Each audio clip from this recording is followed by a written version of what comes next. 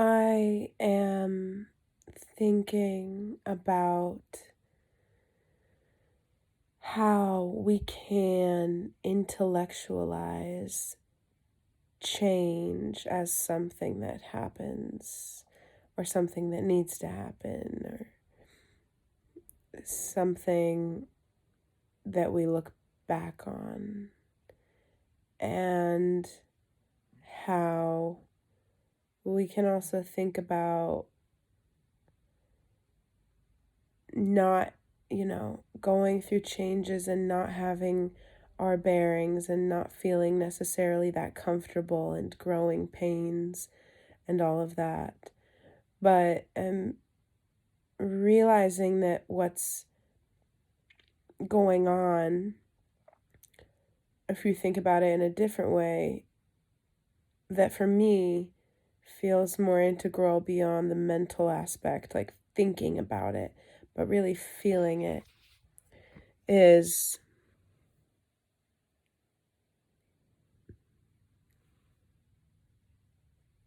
your, okay, especially right now, because I think a lot of changes on the personal level that we're going through, and I mean every level, because I believe in the kaleidoscopic effect of how the energy in the universe is kind of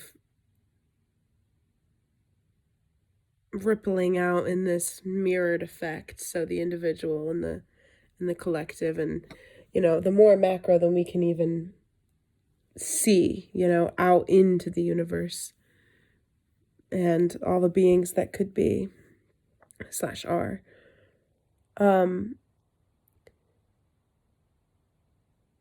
Because I think a lot of these changes that we're going through are in part due to things that we're not even able to think about, like, solar flares and storms and high frequency light streaming down to our planet and changing our DNA and affecting our capabilities, the capabilities of our minds and our bodies. Ooh, my thing just came back on charge, so now I have light. So what's happening is that we are being shown through change that can feel jarring and very destabilizing, what reality could be in a way that we've never seen it before. And it's exciting if you take away the labels of it. So say it comes in the form of a real life challenge, like losing a job or going through a breakup. When you are right up close and personal with every, aspect of that experience and the labels of it, like the job, the fact that there's no more income, the emotions attached to it. That's what I'm referring to when I speak of the labels. And then with a relationship, it would be the connection that you had, the feeling that's gone, the aftermath of needing to adjust to not having a counterpart in that way. All of that is the stuff of the matter. But when you step back, kind of zoom out into kind of an observant, objective stance and go to that neutrality place of yin and yang and see that maybe in some way it could not be viewed as a bad thing. It's just something that happens. Yes, it embodies the more negative emotions that we can feel in life, or it evokes and provokes a negative reaction, but it's a catalyst to reveal what more life could be, because this shifting, I see it as like somebody panning for gold, or like a sieve, and like just shifting, like it's the surface, all these little things that are getting weeded out and just bumping around at the surface, and all of this stuff falling away. That's what it is. And so, of course, there are feelings of discomfort as things fall away, because when we're shown what life can be in a way that we've never seen it before, I'm fairly certain that we're always going to kind of not like it in some way or another, because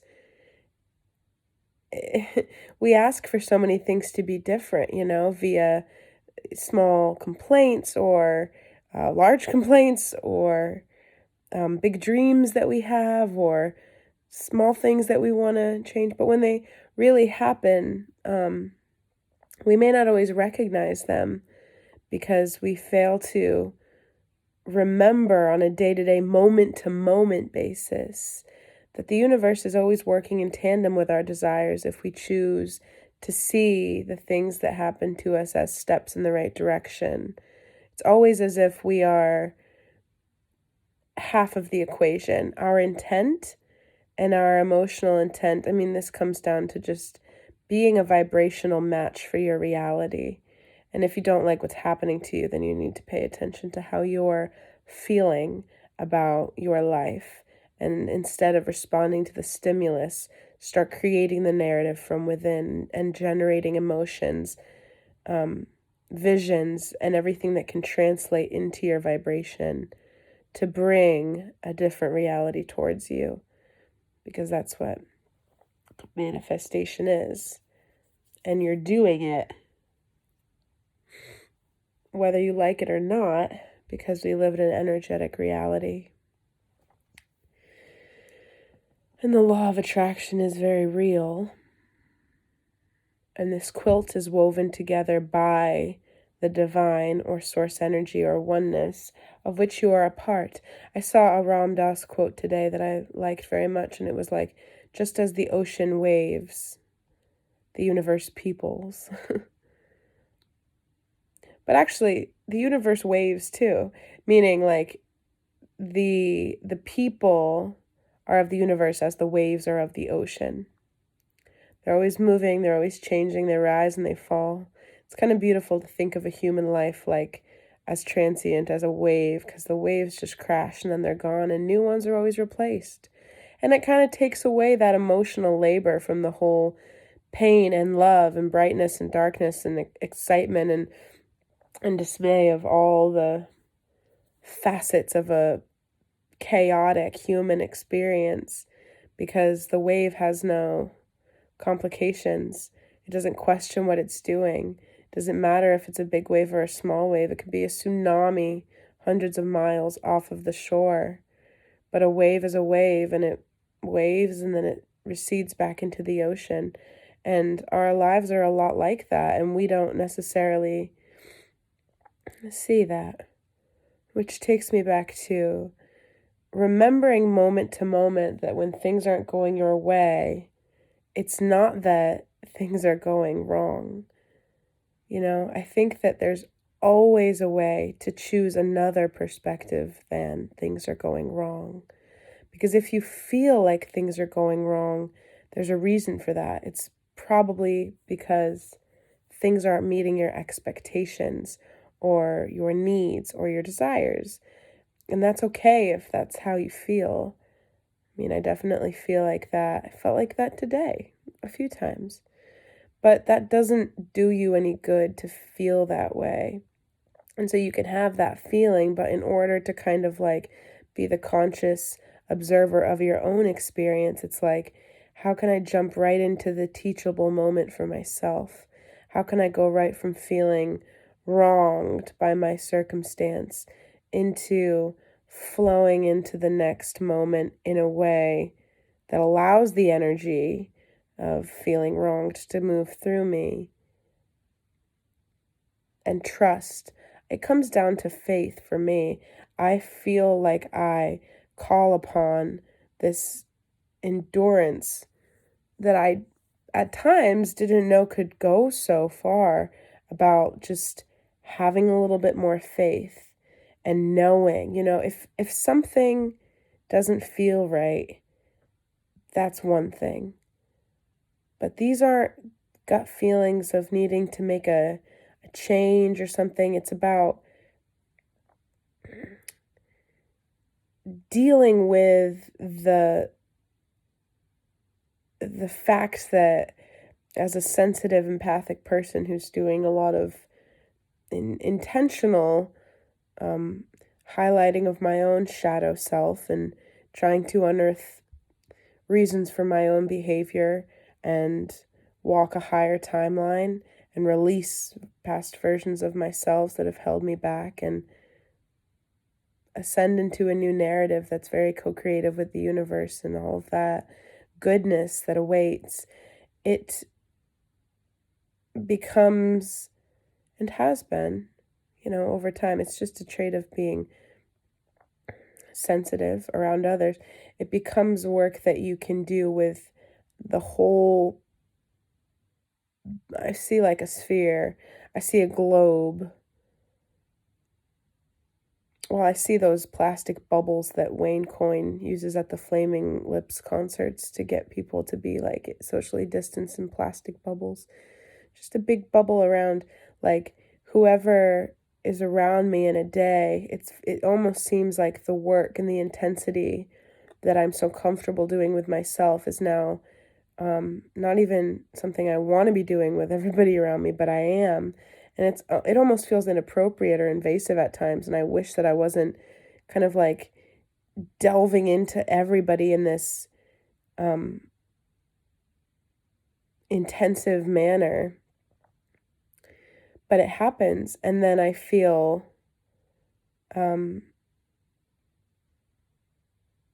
unstable and ungrounded because it's not my energy to work with. It's then my job to come back and recognize what I can change, which is the way that I feel or the way that I'm thinking about it. It's not my, and I had a very strong throwback to a dream. I wouldn't call it a deja vu, but I'm seeing this scene that I was in a dream over a year ago, I want to say.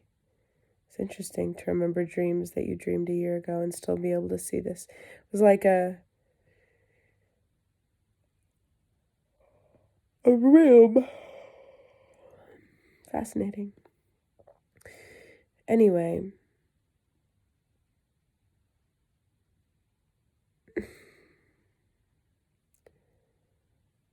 coming back to the idea of change.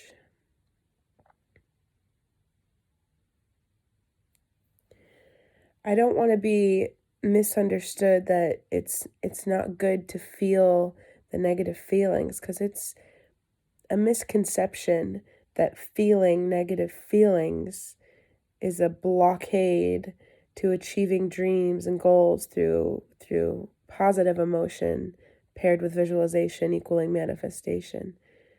Negative emotions are not a blockage to the manifestations coming if you're doing that positive work, but preventing yourself or subconsciously even not letting yourself feel the negative emotions or suppressing, that will prevent manifestations from coming. So it's not to say throw out the negative emotions immediately without working through them. I think it's about recognizing when they arise and not invalidating yourself by saying you're wrong for feeling that way, knowing that you're right for feeling that way. If something isn't fair or doesn't feel good or there's sadness around a certain transition or something that's going on in life, know that you're right in having that emotion, but also knowing that wallowing or sitting in that emotion isn't necessarily the most productive thing in terms of having the faith and knowing that it's functioning. I think there's a very delicate art to being sad and allowing yourself to have a sad time.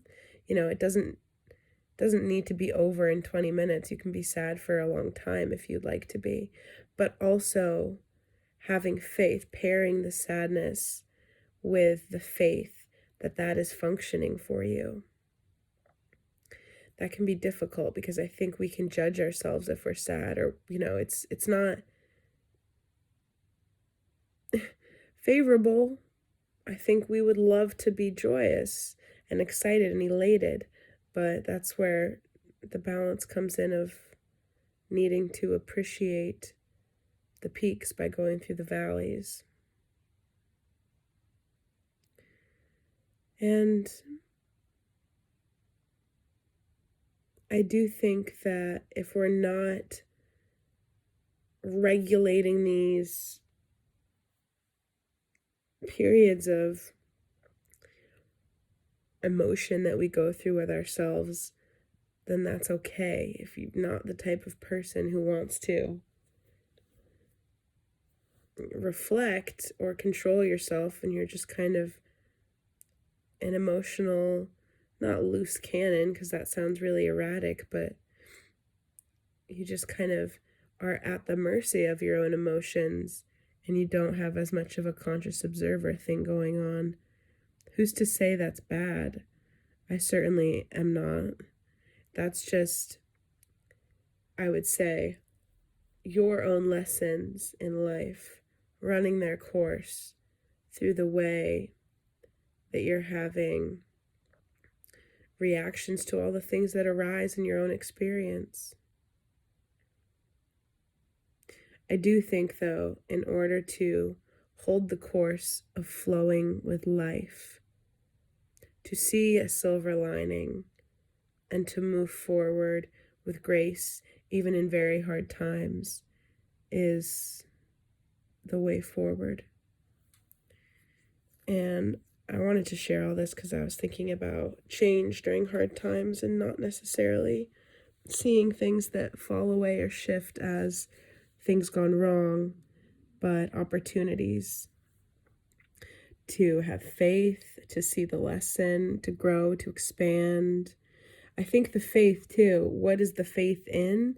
It's not so black and white as like the God. No, it's just faith in the idea that you're not forgotten. It's not like life is steamrolling over you or steamrolling by you and not taking into account your needs or your feelings or what life is doing to you.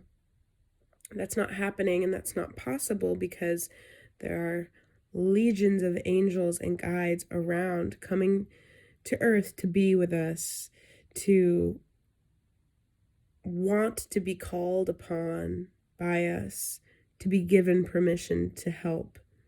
And that's where prayer comes in, and the slow and steady garnering of a subtle sense of what it feels like to be in the company of guides, to what it feels like to have the synchronicities around that indicate their presence or their messages, and faith that you are seen, you are cared for, and you are cradled in the arms of existence, because there is not a soul on earth who is forgotten, because it is like, again, the people of the universe are like the waves of the ocean. The ocean doesn't have to go around the whole world to find all of its waves because it has them all. It's always holding them all in itself, in what it is. And they come and they go, but they're all perfectly timed, and they're all as they're meant to be. And that is us with our lives. No judgment on any of those waves. And becoming a conscious creator in your life is far more possible when belief can extend into this realm of knowing that our reality is such a sliver of what does exist. We see such a small amount of all light. The visible light spectrum is so small to us. I mean, it's everything to us. But compared to to everything that exists, we really can only see what this human experience is allowing, which is, well, has been for so long, the 3D reality. And it's absolutely time to talk about it a lot, to talk about it a lot, and to allow the unknown to kind of have this encroaching presence on the everyday so that it can start to bump up against it and shake hands with it and transform it slowly. The unknown on societal norms and kind of erode into the normalness of it so that we can all break down what we thought was possible and let it expand way into what truly is possible. Because the things that have gone on this planet, the things that are all around us on this earth, would blow people's minds. Things that people wouldn't think are possible in our whole lifetime, but they're already here. Technologies, truths about the universe, ways of healing, all of the things we couldn't even imagine of.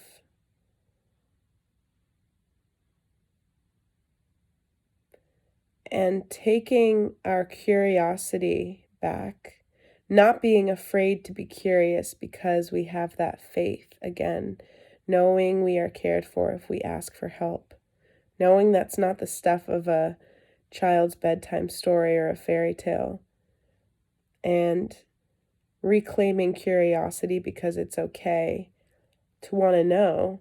And more than that, it's necessary in order to become global citizens who are solving global issues. Not to say, one person has to solve anything. It's all about a network and a community of people who are like-minded, doing their part.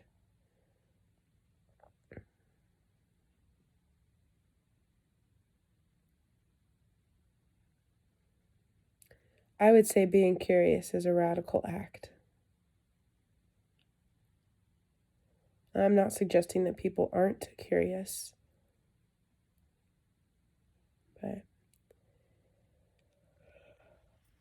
oh, what a time to be alive.